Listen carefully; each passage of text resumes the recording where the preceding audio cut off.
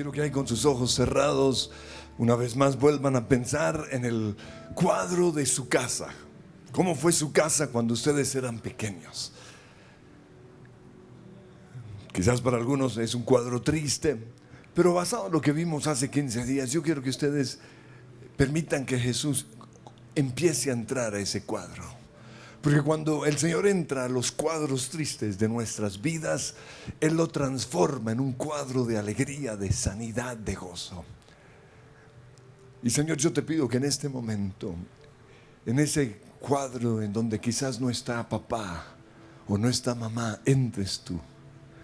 Tu palabra dice que tú eres el padre de los huérfanos. Y esa es nuestra oración, Señor, que en este momento tú seas el papá de ese niño que no tuvo papá, de esa niña que no tuvo papá. Que tú, Señor, seas la mamá que da pecho, como veíamos, Yahweh Jireh, que nos sostiene en los brazos y mientras estamos en tus brazos nos alimentas, nos nutres con tus palabras de vida. Yo te pido, Señor, también que traigas ese cuadro triste de nuestro pasado, el descanso. Que nuestra casa pueda ser un lugar de descanso para nuestros hijos. Rompemos, Señor, esas maldiciones generacionales, esos pecados de nuestros antepasados y declaramos, Señor, que nuestra casa va a ser un lugar de descanso. Pero también, Señor, que en nuestra casa haya perdón. Quizás no nos perdonaron nuestra embarrada. No estuvimos en un lugar de misericordia. Pero yo te pido, Señor, que hoy podamos tener el cuadro de nuestro Padre Dios, que con los brazos abiertos espera al Hijo pródigo regresar. Y sale a recibirlo y lo abraza, Señor. Señor, que podamos ver que aunque quizás mi papá o mi mamá no me perdonaron, tú sí me perdonas. En el nombre de Cristo Jesús. Yo quiero seguir con el punto número 4. Nuestro hogar debe ser un lugar en donde hay amor.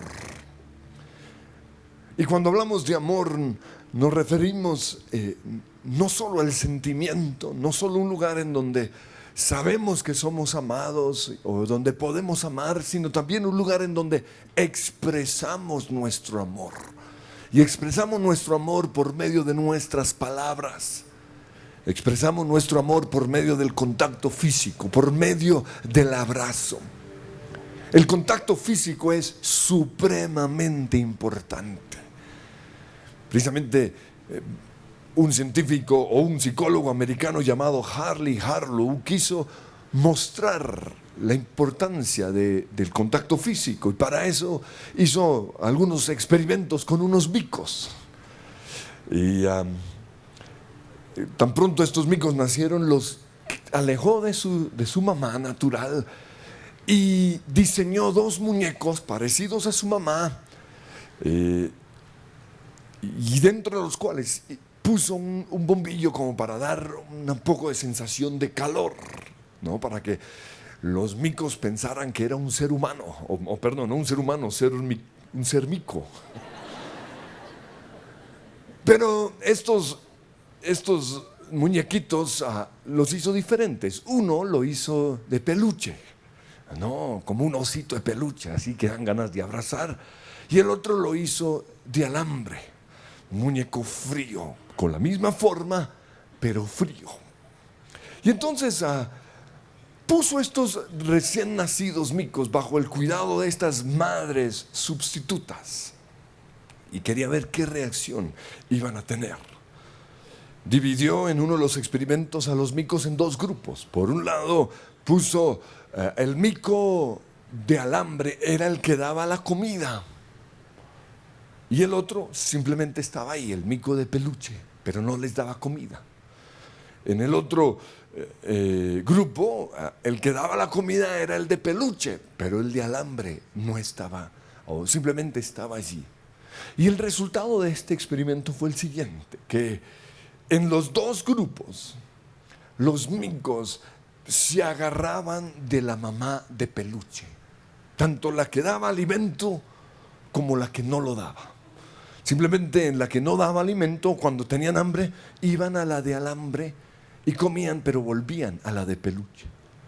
Lo que mostró que es más importante la protección y el contacto físico que la necesidad que tenemos de alimentarnos. Es más importante tener esa cercanía con nuestros padres. En otro experimento tuvo 3 corrales, podríamos decir, y en estos corrales introdujo de repente un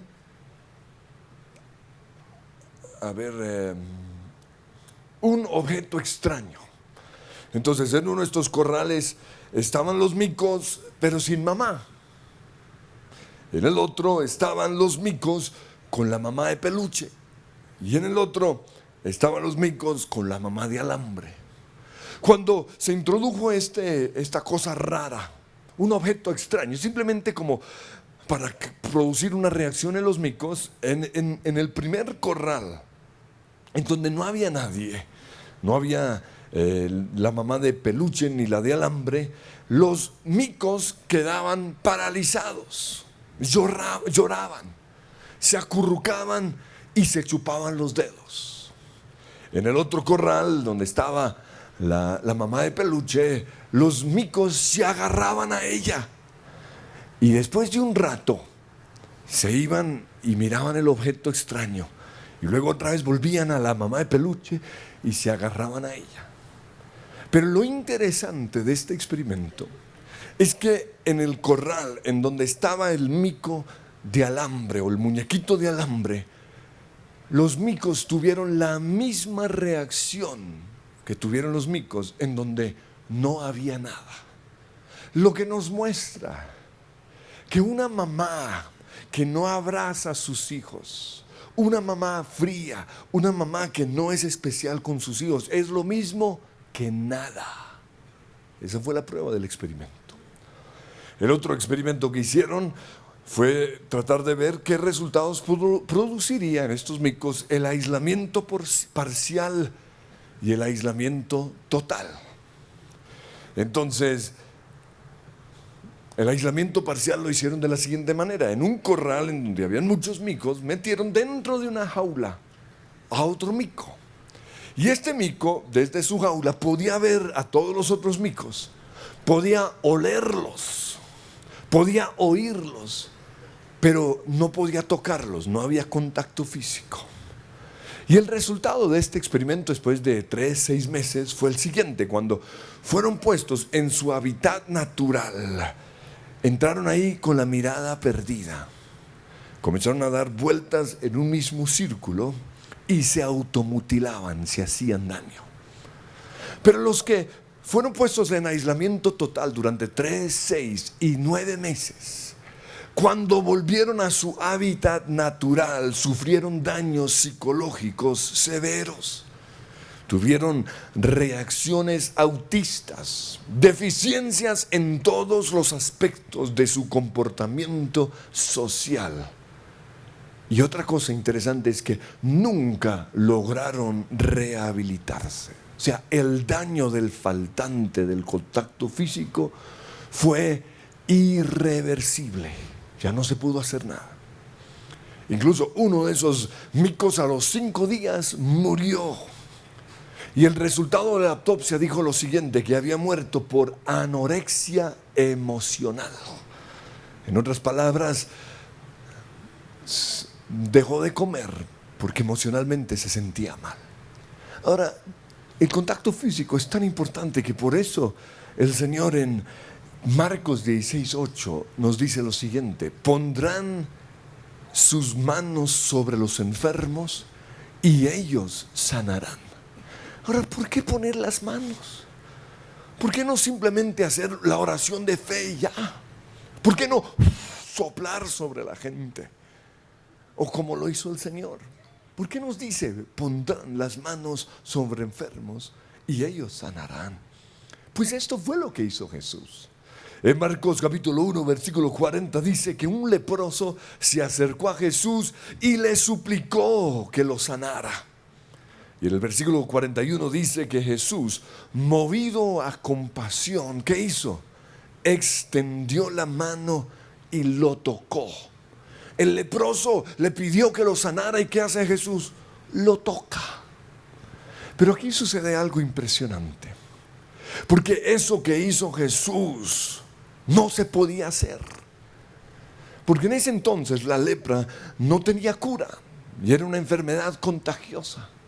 Y por eso en el Antiguo Testamento, en Levíticos 13, 45 al 46, para no contagiar a las demás personas, porque las leyes que Dios nos da no son para perjudicarnos, sino para nuestro bien. Entonces, para que las otras personas no se contaminaran con la misma enfermedad, los leprosos tenían que rasgar su ropa, caminar con ropa rasgada en señal de que había algo malo en ellos. Y además tenían que caminar gritando, inmundo, inmundo. Si alguien se le iba a acercar tenían que decir, impuro, impuro. Y otra cosa, no podían dormir dentro del campamento, dentro de la ciudad. Tenían que dormir afuera. Entonces, además de su enfermedad, un leproso se sentía solo, se sentía sucio, se sentía rechazado y obviamente no tenía ganas de vivir. Pero en medio de todos estos sentimientos y en medio de su enfermedad, Jesús hace algo que nadie había hecho. Jesús mira a este leproso, se acerca a él, se inclina y lo toca. Y la Biblia no nos dice cuánto tiempo duró ese contacto físico, pero solo se necesitaron unos pocos segundos para sanar sus enfermedades emocionales. Porque la raíz de muchas enfermedades físicas son las enfermedades emocionales. El rechazo, la necesidad de ser amados, la falta de contacto físico en nuestra casa. El Señor lo tocó y con este toque sus heridas emocionales fueron sanadas. Pero también se despertó en él una vez más el deseo de vivir. Y cuando él tiene ganas de vivir, en ese momento viene la fe. Porque si una persona no quiere vivir, no va a tener fe. Y nosotros sabemos que para que haya un milagro es necesario que tengamos fe. Y ya cuando el Señor hace esto, trae la sanidad física. Por eso el contacto físico entre nosotros y especialmente hacia nuestros hijos y en nuestra familia es supremamente importante. Después de esto vemos ahí mismo en Marcos capítulo 8 versículo 22 que algunas personas le llevaron a Jesús, a un hombre ciego, y le rogaron que lo tocara. Ya se dieron cuenta que había algo en el toque del Señor. Les pidieron, Señor, toca a este enfermo y sánalo. En Marcos 9:36, en la Nueva Versión Internacional, dice que Jesús tomó a un niño, lo puso en medio de los discípulos y luego dice algo interesante, abrazándolo. Les dijo, el que recibe a uno de estos niños, me recibe a mí. Pero el punto aquí es que lo abrazó. Y esto lo vieron los otros papás. Por eso, en el capítulo siguiente, en Marcos 10:13, dice que todos empezaron a llevarle niños a Jesús para que los tocara. Para que el Señor sanara el faltante quizás de contacto físico en sus vidas. Hay algo en el contacto físico. Ahora en el Antiguo Testamento también nos dice que Dios nos toca. Dice en el Salmo 37:23 que el Señor dirige los pasos de los justos. Y aunque tropiecen, nunca caerán, porque el Señor los sostiene de la mano. Entonces, quizás usted no ve ni siente a Dios, pero Él está a su lado. Y no solo está a su lado, sino que la Biblia dice que Él lo sostiene de su mano. Usted tiene que creerlo, porque ahí está su sanidad. En el Salmo 91:12 dice que el Señor te sostendrá con sus manos para que ni siquiera te lastimes el pie con una piedra. Te sostendrá. Y en Isaías 40:10 dice que el Señor llevará en sus brazos a los corderos y los mantendrá cerca de su corazón. ¿Qué decimos o qué significa un abrazo? Pues cada vez que nosotros abrazamos a una persona le estamos diciendo: te amo, tú eres especial para mí, no estás solo. O le estamos diciendo: no quiero que te vayas. Si una persona está a punto de irse y la abrazamos, le estamos diciendo eso: no quiero que te vayas.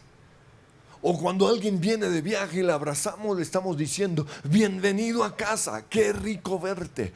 Todo eso decimos con un simple abrazo. Un abrazo es una manera de mostrar nuestro amor cuando no encontramos las palabras. Porque a veces no hay palabras para expresar lo que sentimos hacia alguien.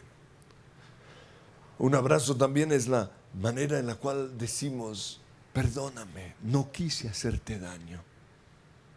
No, esa no fue mi intención. Cometí un grave error. Sin palabras, simplemente con nuestro abrazo le estamos diciendo eso. Es también una manera de decir: puedes contar conmigo, aquí estoy a tu lado. Si necesitas un hombro sobre el cual llorar, aquí está mi hombro. Eso es lo que está diciendo mi abrazo. Un abrazo suaviza el dolor de un niño después de una caída. Cuando un niño se cae, lo primero que hace es buscar a alguien que lo abrace. Y a veces el niño no busca la atolondrada de su papá, porque el papá dice: a ver, ¿dónde está el hombre? No sea bruto. O a veces decimos cosas como: no fue nada. Claro que sí. Por eso él busca a la mamá, porque ella sabe que lo va a abrazar. Y yo sé que muchos hombres dicen: ay, como si el abrazo va a solucionar el problema. Claro que sí. Porque el abrazo suaviza el dolor de un niño. El abrazo hace que nuestro sistema inmunológico sea más fuerte. Es lo que dicen los profesionales. Un abrazo evita las enfermedades o muchas de las enfermedades. En otras palabras, el contacto físico es necesario para una vida saludable. Además, reduce la ansiedad, el estrés, trae esperanza, cura la depresión, induce al sueño. Por eso levantamos a los bebés para que se duerman. Y lo mejor de todo, rejuvenece. Entonces, si su esposa está viejita, usted es el culpable, desgraciado. El abrazo rejuvenece. Ahora, a mí me encanta la introducción que hace John Burns en su libro El milagro del abrazo del papá. Y lo quiero leer. Él dice: estaba parado en la cocina cuando entró mi hija Danica. El rostro evidenciaba el dolor del corazón. Estaba enojada con ella misma. Por eso, fingiendo estar ocupada, evitó mirarme. Pero mientras la miraba, hice la siguiente oración: Dios, dime cómo puedo ayudarla. Danica se estaba muriendo delante de nosotros. Desde los 12 años padecía de un desorden alimenticio y para ese momento su condición ya era grave. Pues yo había tomado la posición típica de todos los hombres de tratar de solucionar el problema. Por eso le decía cuándo comer, qué comer y cómo comer. Yo tenía todas las respuestas, pero ella se estaba empeorando. Ya tenía 18 años y yo estaba desesperado. Por eso le abrí mi corazón a Dios y le supliqué que interviniera. Haría cualquier cosa por verla bien. Pero después de mi oración, nada pasó.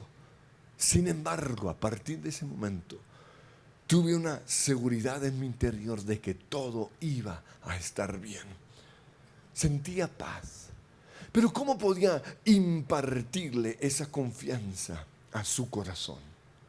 Pues fue en ese momento cuando descubrí el milagro del abrazo de un padre. Caminé hacia ella, La tomé de la mano y le dije: ven, hija, tu papá necesita un abrazo. Puse mis brazos alrededor de ella y ella también me abrazó, pero al rato me soltó pensando que ya se había acabado. Pero yo no la solté. Aunque ella pensaba que el abrazo estaba quizás un poquito largo, yo la mantuve en mis brazos hasta que finalmente ella se dio cuenta que no la iba a dejar ir. En ese momento ella se entregó a mí, mientras yo la amaba con mis palabras y le decía: te amo, estoy muy orgulloso de ti, siempre serás mi princesa. Nada que hagas me hará amarte más ni amarte menos. Dios te envió para que seas nuestra hija y eres la perfecta para nosotros. Siempre que te veo, mi corazón salta de alegría. Te amo. Pero luego, en el mismo libro, él comparte el punto de vista de su hija, del mismo evento, la manera en la cual su hija vio esta misma situación. Y ella dice: había sido un día muy difícil. De hecho, había sido un año difícil. Sentía que me caía por un abismo rocoso sin fin. Estaba destrozada, agotada y sin esperanza. Salí de mi cuarto y bajé al primer piso, perdida en mis pensamientos. ¿Cómo pude llegar tan bajo? Tenía miedo y me sentía sola. Cuando entré a la cocina me tropecé con mi papá, lo que me incomodó un poquito. Pero en ese momento nuestros ojos se encontraron y sabía que yo ya no podía esconder el temor y el cansancio. ¿Y ahora qué va a decir? ¿Será que me va a regañar? ¿Estará enojado? Pero me dijo que me acercara. Yo estaba despedazada en mi interior. Lo único que quería era evitar su mirada y salir corriendo. Pero sus ojos estaban quietos y sus brazos estaban abiertos. Yo podía soportar un regaño, me lo merecía. Podía entender el enojo o que me tuviese lástima, pero esta reacción yo no lo estaba esperando y mi corazón se paralizó. Con paciencia me esperó y envolvió sus brazos alrededor de mí. Y fui inundada con un calor que me abrumaba. Traté de alejarme porque sentía que no lo podía aguantar más. Pero él me apretó aún más todavía. Otra vez intenté soltarme, pero él no me dejó ir. Finalmente me entregué. Primero mi cuerpo y luego mi corazón.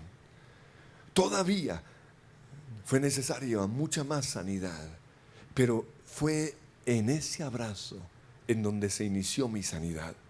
Porque ese abrazo me dijo que no estaba sola. Me sentí amada y me sentí aceptada. La sanidad se inicia en el contacto físico, en el abrazo de papá, en el abrazo de mamá. Quizás por eso el enemigo está impidiendo que lo hagamos. Nuestros hijos se levantarán saludables. Y por eso la pregunta ¿es su casa un lugar de amor?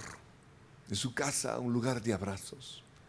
En cuarto lugar, un hogar debe ser un refugio en la tormenta. Porque vivimos en medio de una tormenta permanente. Pero tristemente para algunos, la peor tormenta es su propia casa. Y no puede ser así.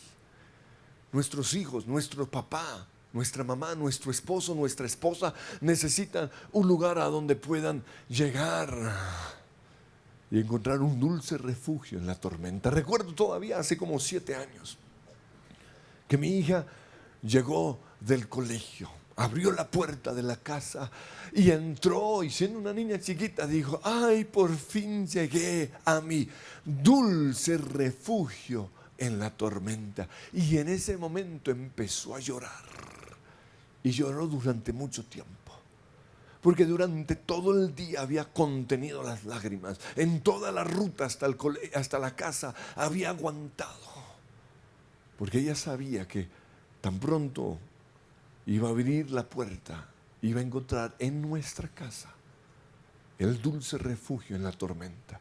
Pero yo pregunto, ¿es su casa eso para sus hijos? ¿Es su casa el dulce refugio en la tormenta para su esposa o para su esposo? ¿Tiene usted un lugar en donde puede llorar? Porque eso debe ser nuestro hogar. Pero en sexto lugar, nuestra casa debe ser un lugar en donde somos protegidos. Dice el Salmo 91, versículo 1 en la Reina Valera: el que habita al abrigo del Altísimo morará bajo la sombra del Omnipotente. Pues ese debe ser nuestra casa, un lugar de protección. Mi esposa me contó lo que le sucedió cuando era niña. En las famosas fiestas del final del año, ella fue tocada de manera indebida cuando tenía 8 años, 7, 8 años. Y no fue por extraños, sino por amigos de la casa, aún familiares. Y no eran ni siquiera hombres, niñas. ¿Pero por qué sucedió esto? Porque no había protección. Porque mientras los niños o mientras ellos bailaban con sus amigos y supuestos familiares, la mamá estaba atendiendo a la visita. El papá estaba tomando con sus amigos. Y este es el triste cuadro de muchos niños hoy. Están siendo iniciados sexualmente o hasta abusados sexualmente en su propia casa. ¿Y todo por qué? Porque no es un lugar de protección. Ahora, Dios ya sanó esto en la vida de mi esposa. Y sus papás ya conocieron a Jesús. Y son unos papás extraordinarios. Pero son experiencias como estas las que no nos dejan pintar un cuadro lindo de lo que fue nuestra casa. Por eso pregunto, ¿es su casa un lugar en donde sus hijos son protegidos? Porque nuestros hijos tienen que ser protegidos de las personas que les pueden hacer daño, que les quieren hacer daño. Tenemos que proteger a nuestros hijos de las malas compañías, pero también de los programas dañinos de televisión, porque esa es la manera en la cual el enemigo ha entrado a hacerle daño a nuestros hijos, y de la basura del internet. Protección. Un hogar también es un lugar de disciplina, pero también de libertad. Y las dos cosas van de la mano. Necesitamos la disciplina, necesitamos el orden, necesitamos parámetros, necesitamos saber qué hacer y qué no hacer, a qué horas nos acostamos, a qué horas nos levantamos, a qué horas vamos a comer, a qué horas vamos a orar como familia. Necesitamos saber también las normas para mantener limpio la casa. Pero por otro lado, también necesitamos la libertad.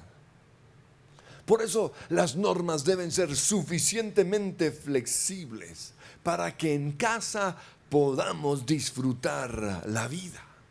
Son más importantes las personas que las cosas. Que no se nos olvide eso.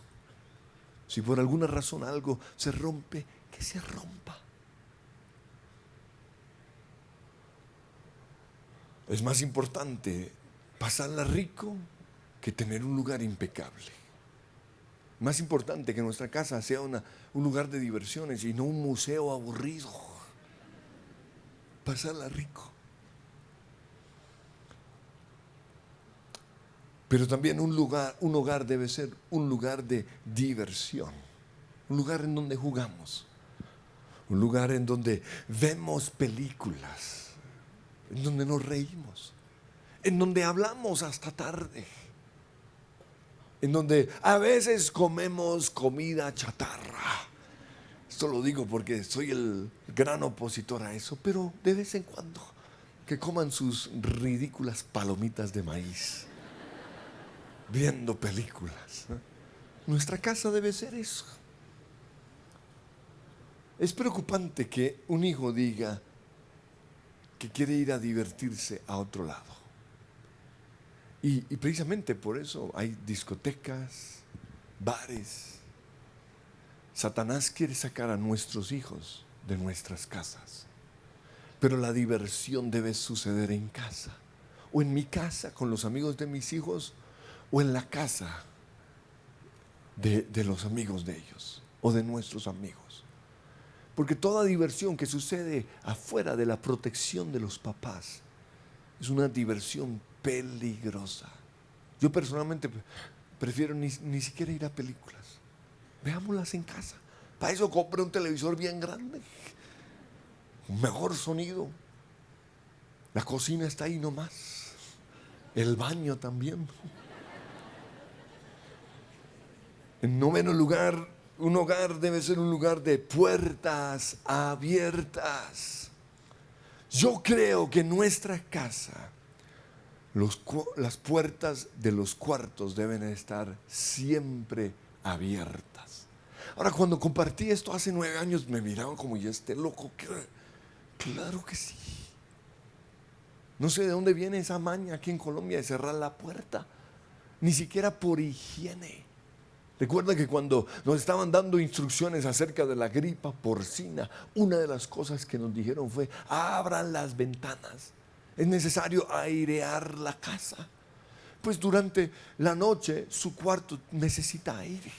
Y si usted cierra la puerta y usted duerme en 3 metros por 3, no hay suficiente aire para toda la noche.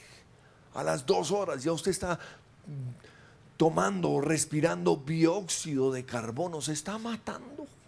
Entonces, por salud, abra la puerta, pero no solo por salud, sino porque en una casa no hay nada oculto. Y detrás de puertas cerradas siempre hay la oportunidad de hacer algo que no se debe hacer. Por eso las puertas de nuestra casa deben estar abiertas. Y los padres deben tener libertad de entrar al cuarto de sus hijos cuando se les da la gana. Porque nuestras casas deben ser lugares de puertas abiertas. Ahora, yo reconozco que a los 19 años ya el muchacho, la niña van a ir cerrando las puertas. Pero ojo, usted lo cierra, pero le deja 5 centímetros para que entre aire. Y para que su papá pueda meter las narices por ahí. Ahora, si en su casa su hijo quiere cerrar la puerta, dígale muy bien: se larga de mi casa. Porque usted ya no tiene un hijo, sino un inquilino. Y si quiere, cóbrele arriendo.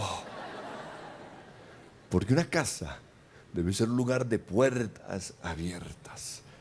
Pero también nuestra casa debe ser un lugar de puertas abiertas para nuestros amigos. Que ellos sepan que pueden llegar, que ahí siempre serán recibidos, que ahí los amamos. Para los amigos de nuestros hijos, ese siempre fue mi sueño de niño, ¿no? Yo quería una casa en donde yo pudiese traer a mis amigos, en donde siempre hubiese comida para ellos, no importa, en donde ellos pudiesen pasarla rico. Y eso es lo que yo quiero para mis hijos. Un lugar también debe tener las puertas abiertas para la familia del esposo. Que ellos sepan, en esa casa yo soy bienvenida o bienvenido. Pero también para la familia de la esposa, puertas abiertas. Pero también un hogar debe ser un lugar en donde hay calor de hogar. Debe ser un lugar acogedor. Y todos tenemos que trabajar en eso. ¿Qué podemos hacer para que este sea un lugar rico? Para que el papá quiera estar, la mamá quiera estar, los hijos quieran estar. Debe ser acogedor. Una palabra en inglés es cozy. No, rico. Y esto es algo que usualmente dicen las otras personas. Cuando vienen a nuestras casas, ellos pueden decir: es que es rico estar aquí, o uy, qué agartera. Si usted ve que una persona entra a su casa y no se quita el sombrero, o se queda parado, eso es señal de que su casa no es un lugar agradable y hay que hacer algo al respecto. Yo recuerdo que cuando tenía unos 18 años fui a visitar a un amigo y a esa edad uno como que no le cae muy bien a los papás de los amigos. Pero algo me sorprendió en ese lugar y fue lo siguiente, que cuando yo entré me llevaron a la sala y en ese momento todos dejaron de hacer lo que estaban haciendo. El papá estaba sobre una máquina de escribir porque en esa época no habían computadores y dejó su trabajo y se sentó en la sala conmigo. La mamá estaba en la cocina, dejó lo que estaba haciendo y entró a la sala y estuvo conmigo. Los hermanos entraron, me honraron, me trataron como una persona importante. Y eso me hizo querer ese lugar. Pero hoy uno a veces va a casas y ni apagan el televisor. No lo hacen a uno sentir atraído. Y nuestra casa debe ser eso. Un lugar en donde la gente quiere estar. Pero también es un lugar en donde todos trabajamos para edificarla. Ahora yo sé que aquí un hombre machista me va a decir, pero la Biblia dice, la mujer sabia edifica la casa. Pues no es así. La mujer sabia pone al marido a trabajar, a lavar la loza, a recoger la ropa, ¿sí o no? Eso es edificar la casa. Ay, señoras.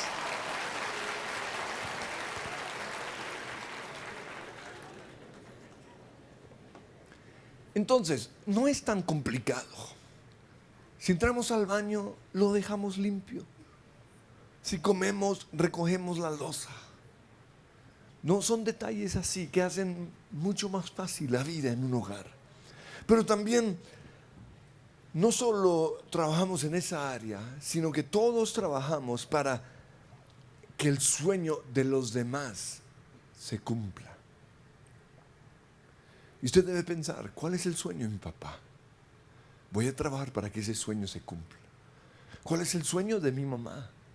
Si su mamá quiere tener una casa impecable, usted debe trabajar para ese sueño. ¿Cuál es el sueño del hermano? ¿Cuál es el sueño de la hermana? No es el sueño de una sola persona, sino el sueño de todos. Eso es una casa. No es el dinero del papá, es el dinero de todos. O sea, en una casa todo es de todos. El problema es que mis hijos me lo toman muy en serio. Pero así es. Y cuando esto sucede, cuando hay dinero, todos lo disfrutamos. Cuando no hay, todos nos sacrificamos.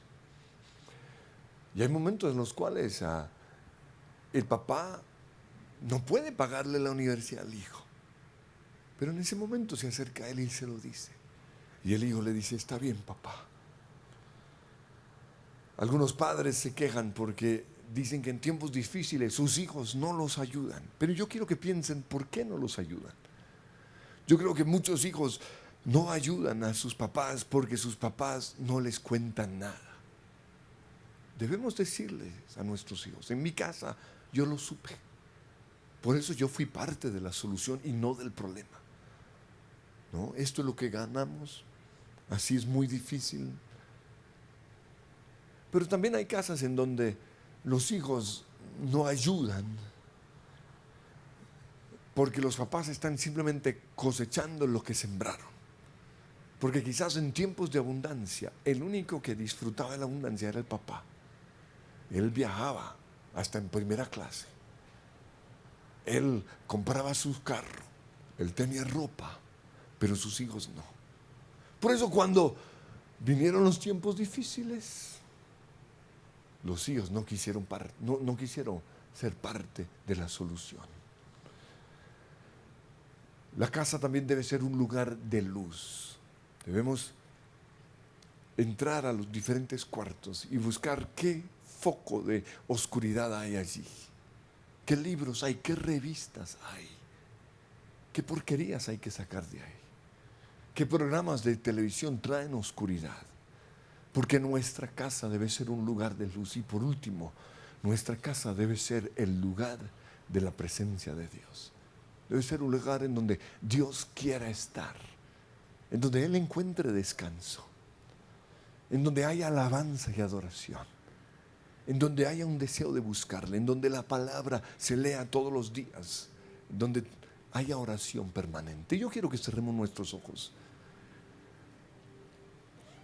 Y basado en la porción en Mateo 21:12, en donde dice que Jesús entró al templo, yo quiero que ustedes con sus ojos cerrados vean a Jesús entrando a sus casas. Ahora quizás en la casa de algunos, ahí con sus ojos cerrados, ustedes no ven a Jesús entrar. Y puede ser porque Él no se siente en casa, porque ustedes nunca lo han invitado a entrar. Por eso yo quiero que en este momento ustedes le digan: Señor Jesús, yo te invito a que entres a mi casa. Yo te necesito en mi casa. Yo reconozco que ha estado reinando en mi casa la tristeza, el dolor, la pelea, la enfermedad quizás. Pero hoy te pido que entres tú, Jesús. Entra a mi casa. Cuando Jesús entró al templo, entró y de una echó fuera a los cambistas, tumbó las mesas. Y esto le dio rabia a los fariseos, porque le dijeron: ¿y tú con qué autoridad haces eso? Y él dice: es que es mi casa. Y eso es lo que sucede cuando usted realmente le entrega su casa a Jesús. Él entra y saca cosas.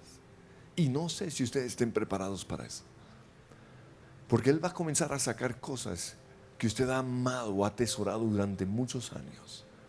Pero ese es el foco del problema. Él va a empezar a sacar a la luz el pecado. Él va a mostrar que el problema no es quizás su esposo, sino que eres tú o es usted. Pero Señor, yo te doy libertad a que entres en mi casa y saques lo que no debe estar. Saca, Señor, la oscuridad de mi casa. Saca la pelea. Saca mi religiosidad. Saca el resentimiento. Saca la música negativa. Saca los programas de televisión que no te honran. Te damos permiso, Señor, de tener el control remoto. Te damos permiso, Señor, de prender las luces en nuestra casa, de abrir las puertas, de abrir los cajones, Señor, de meterte hasta lo más profundo y encontrar, Señor, el foco de la maldición. En el nombre de Jesús, entra hoy a mi casa. Te necesito. Y la Biblia dice que cuando Jesús sacó a los vendedores y a los cambistas, en ese momento empezó a sanar a los enfermos. Cuando usted ya saca la basura de su casa, el Señor puede comenzar a traer sanidad. Y Señor, yo te pido que en este momento traigas sanidad a nuestra casa. Y empieza esa sanidad, Señor, con ese abrazo que nunca tuvimos. No fui abrazado por mi papá. No fui abrazado por mi mamá. No me dijeron lo especial que era. No pasaron tiempo conmigo. Y yo necesitaba ese contacto físico. Y ya no podemos cambiar el pasado. Pero en nuestro caso, el daño sí tiene sanidad. Y te pedimos, Señor, que hoy traigas sanidad. Ven, Señor, con ese abrazo. Abrázame para que yo pueda abrazar a mi hijo. Abrázame para que yo pueda abrazar a mi hija. Dame palabras de afirmación, de alabanza, para que yo pueda darle las mismas palabras a mis hijos, a mi esposa. Hoy clamamos, Señor, que traigas sanidad en el nombre de Cristo Jesús. Porque así como yo necesité de un abrazo, mis hijos también lo necesitan. Señor, yo te pido que en lugar de ser parte del problema de nuestros hijos, seamos la solución. Que nuestros brazos estén abiertos. Renunciamos hoy a tantos argumentos. Renunciamos en el nombre de Cristo Jesús a señalarle sus errores, a seguirla maltratando. Hoy reconocemos, Señor, que esa niña viene con ese dolor hace muchos años. Y te pedimos, Señor, que cada momento en el cual se encuentren nuestros hijos o nuestra esposa con nosotros, encuentren en nuestra mirada esperanza. Encuentren en nuestras palabras esperanza y encuentren en nuestro abrazo sanidad, Señor.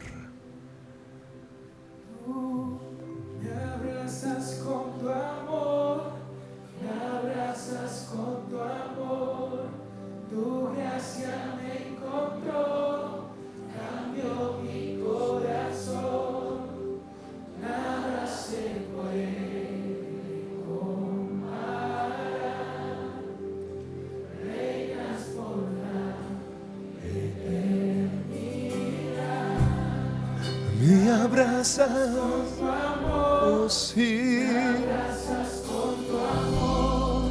Tu gracia me encontró, cambió mi corazón. Nada se puede comparar. Reinas por la... Amén, nos ponemos en pie y recibimos ese abrazo. Me abrazas con tu amor, me abrazas con tu amor. Me encontró, nada se puede comparar. Reinas por la... Y me abrazas, me envuelves en tu abrazo, Señor. Rompes las cadenas, quita, Señor, todo dolor, todo faltante. Yo declaro que estas son manos que sanan a los enfermos, que levantan al caído. Soy abrazado para poder abrazar en el nombre de Jesús. La eternidad.